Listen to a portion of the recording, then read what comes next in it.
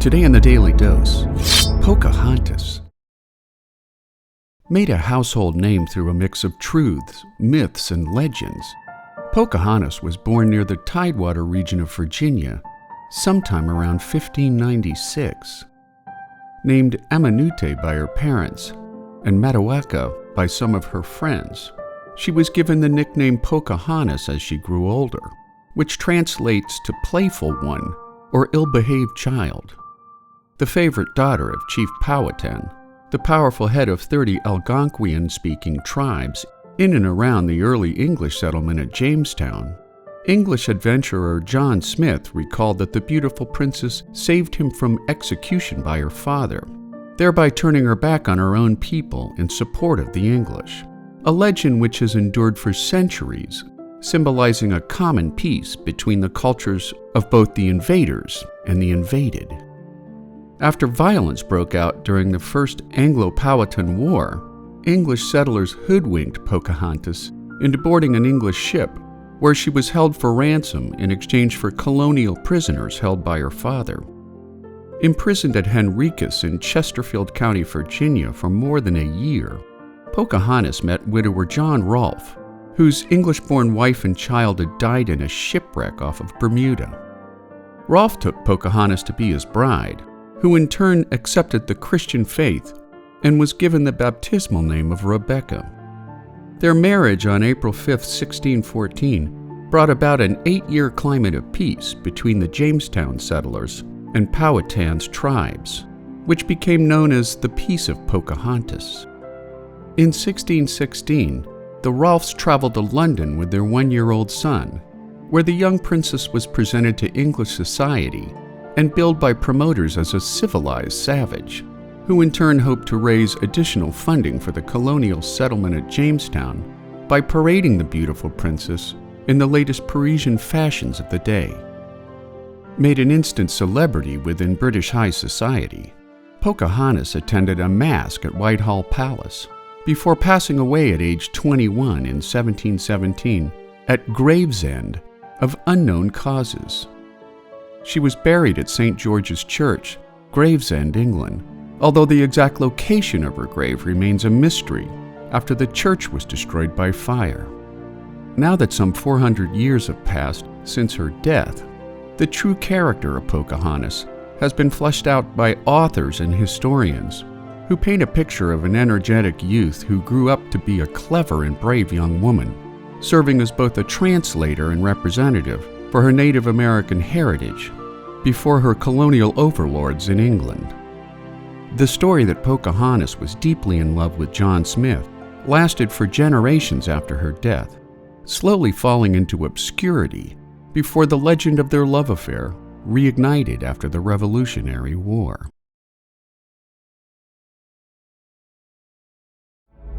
Today on the Daily Dose, Sacagawea.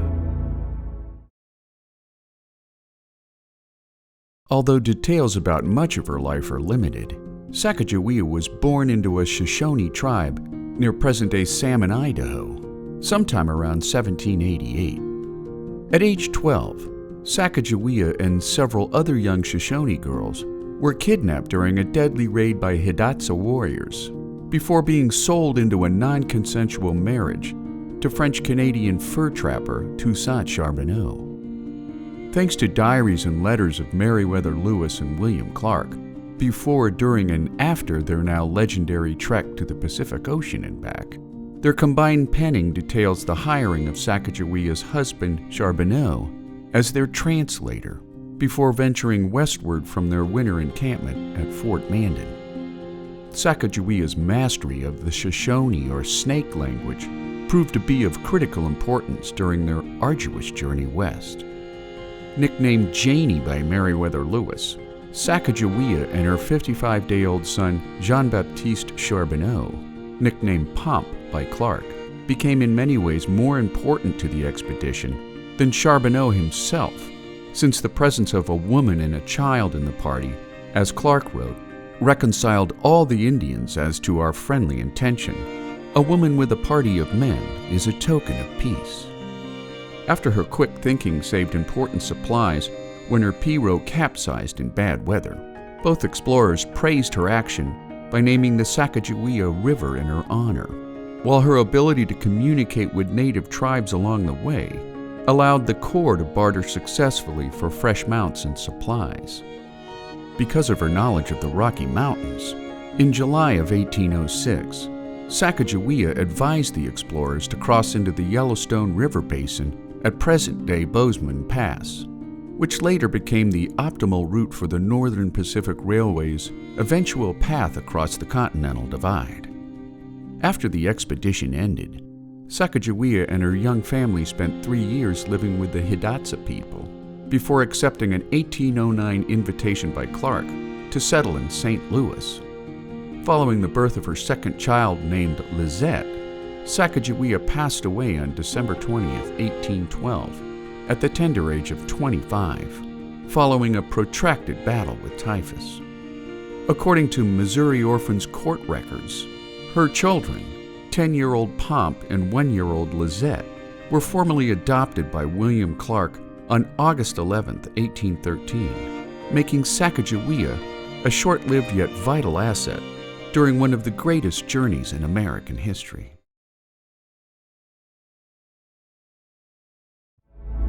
Today on the Daily Dose, the Sand Creek Massacre. After the Fort Laramie Treaty of 1851 made lands north of the Arkansas River to the Nebraska border the exclusive domain of the Cheyenne and Arapaho people, the treaty broke down when gold was discovered in the Colorado Territory in 1858. By 1859, more than 100,000 Euro-American fortune seekers, known as 59ers, had poured onto Native American lands, ushering in a precipitous rise in hostilities by 1861. In an effort to curb the violence, on February 8th of that same year, Cheyenne Chief Black Kettle and several Arapaho leaders accepted the terms of the federal government's Treaty of Fort Wise, granting them 600 square miles of protected land to include a substantially reduced reservation along the Arkansas River to its northern boundary at Sand Creek. In June of 1864, Governor John Evans of the Colorado Territory, along with Colonel John M. Shivington of the U.S. Army and Fort Leon Commanding Officer Major Ned Wincoop, encouraged Black Kettle and his people to move their village to Sand Creek. Instead, in a bit of open treachery against Native Americans, at sunrise on November 29th, some 675 U.S. volunteer soldiers under Shivington's command attacked Black Kettle's Sand Creek encampment of some 750 Cheyenne and Arapaho people, employing small arms and artillery fire that slaughtered many of the villagers, particularly non-combatant women, children, and the elderly. Many who survived the initial attack fled across a dry creek bed and up a small rise, where soldiers shot at them as they struggled over sandy terrain. Those who managed to crest the small hilltop frantically dug pits and trenches to protect themselves, which drew further artillery fire over the next 8 hours, leading to the deaths of some 230 Cheyenne and Arapaho people. The following day, soldiers returned to the site of the massacre, committing further atrocities on the dead before departing on December 1st to resume their campaign. In 2000, copies of letters from Captain Silas Soule and Lieutenant Joseph Kramer were found in Denver, offering first-hand accounts of the massacre, which revealed that more than 100 men of the attacking U.S. volunteer soldiers stood in moral resistance to their orders, making the Sand Creek Massacre one of the darkest days in Native American history.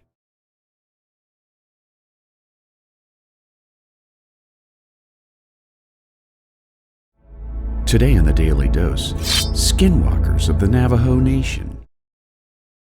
According to Native American folklore, and mainly associated with the Navajos, the broad concept of a skinwalker is of a shapeshifter, a witch-like or sorcerer-like being who is able to change its shape from a human to an animal.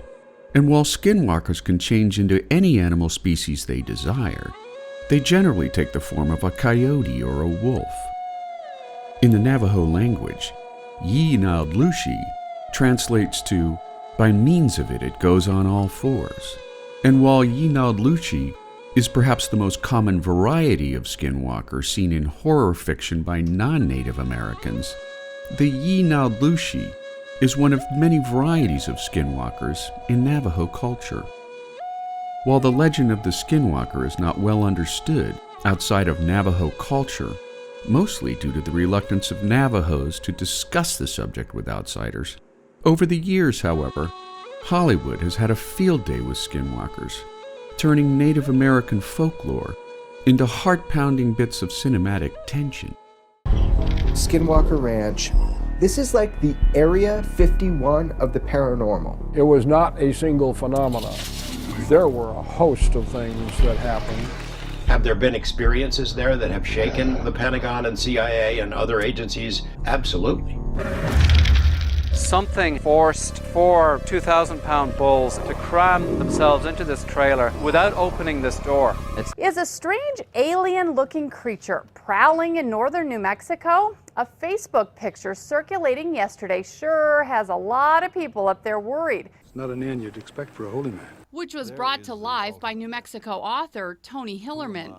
According to legend, a skinwalker is a person with the supernatural ability to turn into any animal. On your mark, go! No fair! What the hell is that? How are the cameras coming? They're almost set up. Kitchen. Camera 6 is inside the barn. That's it for the exterior cameras. Whatever this thing is, I believe it's still here. This is the tape from August 8th. 11:11 every night. I don't think we can tell them. Ray, what time is it? 11:09. Okay, we're at 10. What are you guys doing? 8, 7, 6. 11:11. Nothing. What is it doing? Are you okay, Lisa? Are you okay?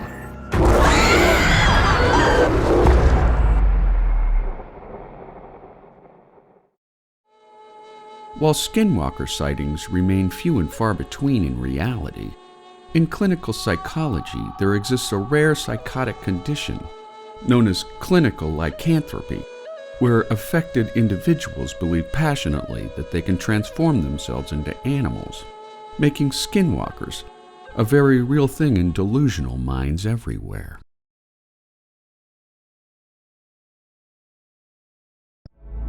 Today on the Daily Dose, Squanto and the Pilgrims. Between 1492 and 1880, some 2 to 5 million Native Americans found themselves enslaved by European traders, including Tisquantum, or Squanto as he became known by early English settlers at Plymouth Colony.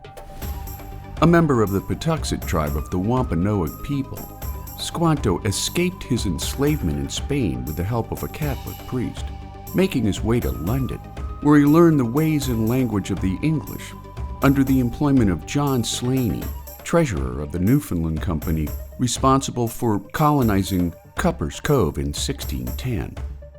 Finding passage home aboard 2 separate ships, Squanto returned to Patuxet, one of 2 Native Americans ever to do so, discovering the bleached bones of nearly 2/3 of his people, who would perish during the Great Dying, as the Wampanoags called it, caused by an outbreak of foreign diseases borne by European explorers. He also found a ragged group of English settlers aboard the Mayflower, who had lost nearly half their original number due to disease and hypothermia after living aboard their crowded vessel during the winter of 1620 and 1621. Uniquely poised to help the Puritans survive their harsh New England environment, Squanto helped the Pilgrims form an alliance with Wampanoag leader Osamoquin, birthing an agreement that helped the Wampanoag gain a powerful ally against their sworn enemy, the Narragansett. He also taught the Pilgrims how to hunt and fish for local indigenous food sources, while teaching them to grow corn and other sustainable crops in New England's fertile soils. Memorialized, if not mythologized, in the now popular American holiday of Thanksgiving, The Pilgrims most likely failed to invite the Wampanoag to their first harvest celebration, but rather attracted a tense gathering of some 90 Wampanoag warriors who had responded to a volley of celebratory gunfire unleashed by the Pilgrims at Plymouth. Once the warriors determined that the gunfire lacked any hostile intent, they contributed 5 deer to the feast before helping the Pilgrims celebrate their survival in November of 1621. Relations between Native Americans and European settlers soon deteriorated, however, after subsequent treaties led to the subjugation of Native Americans and the usurpation of Native American lands, leading some historians to speculate that Squanto may have been poisoned to death by his own people late in 1622, making the unique skills and diplomacies of Squanto an important lifeboat of sorts for early English settlers in the New World.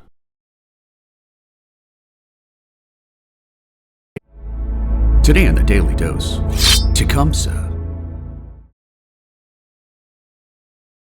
Born in 1768 Ohio, Tecumseh was raised by an older sister after his father, Chief Pocahontas, was killed at the Battle of Point Pleasant, while his older brother Sacagawea taught him the ways of a Shawnee warrior. Learning to despise white settlers for their brutal attacks on his people, after Sacagawea was killed during a raid into Tennessee, Tecumseh led a band of Shawnee warriors back to Ohio to help Chief Blue Jacket battle the U.S. Army, defeating General Arthur St. Clair at the 1791 Battle of Wabash, only to suffer a resounding Indian defeat at the Battle of Fallen Timbers, where Tecumseh refused to sign the Treaty of Greenville, which led to the forfeiture of Native American lands in the Northwest Territory. By 1805, Tecumseh had become a respected leader amongst the Shawnees of Ohio, until his younger brother Lalawithika had an alcohol-induced vision to lead his people in a war to reclaim their lost lands and culture. In 1808, Lalawithika changed his name to Tenskwakawa, or the Prophet, encouraging Tecumseh to join him at Prophetstown in present-day Indiana, where Tecumseh forged a multi-tribal alliance among Native Americans of the Great Lakes region. Traveling far and wide on recruitment campaigns, Tecumseh delivered powerful speeches, encouraging Native Americans to unite in war to thwart white settlers and resist the white man's corrupted way of life. In 1811, while Tecumseh was away on a recruitment campaign, Indiana Territory Governor and future President William Henry Harrison and his 1,000-man force agreed to wait for Tecumseh's return before attacking Prophetstown, but during the night, Tenskwakawa riled up his warriors for a fight, leading to their defeat at the Battle of Tippecanoe, which effectively ended Tecumseh's hard-won tribal alliance when they abandoned Prophetstown the following day. After the defeat, Tecumseh rallied his remaining forces in support of the British in the War of 1812, playing an instrumental role in the defeat of American forces during the Siege of Detroit. He then joined forces with British Major General Henry Proctor for a planned invasion of Ohio, where Tecumseh skirmished with Harrison and his men. When Harrison invaded Canada, Tecumseh and his warriors were forced into retreat beside the British, until Harrison pursued them into present-day Ontario, leading to an overwhelming British defeat at the Battle of the Thames and Tecumseh's death in battle on October 5, 1813. Tecumseh's death ended all hope of a pan-Indian alliance in the Northwest Territory, leading to the eventual removal of native tribes onto reservations far from their native lands. And there you have it, Tecumseh, today on the Daily Dose. If you like learning something new every day, subscribe to the Daily Dose on YouTube or sign up for emails at dailydosenow.com.